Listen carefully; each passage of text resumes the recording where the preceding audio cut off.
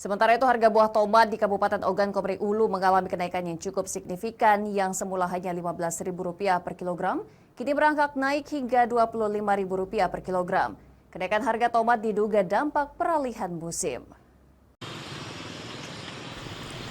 Harga tomat di pasar tradisional Batu Raja, Kabupaten Oku mengalami kenaikan yang cukup signifikan pada awal tahun ini. Hal ini diduga akibat peralihan musim. Para pedagang mengaku kenaikan harga tersebut seiring dengan perayaan Tahun Baru 2024. Sebelumnya harga tomat di pasaran hanya sekitar Rp15.000 per kilogram. Namun kini harga tersebut merangkak naik hingga mencapai Rp25.000 per kilogram.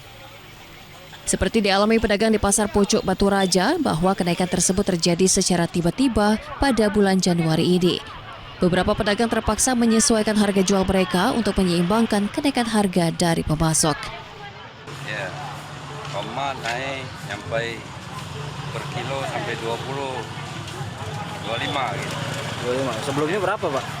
Sebelumnya masih 15, 10.000. Kalau boleh Ini tahu dalam bulan-bulan inilah. naiknya, Pak? Ya, tahun-tahun baru inilah.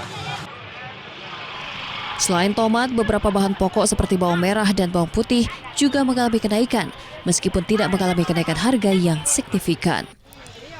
Dari Ogan Komering Ulu, Widori Agustino, iNews melaporkan.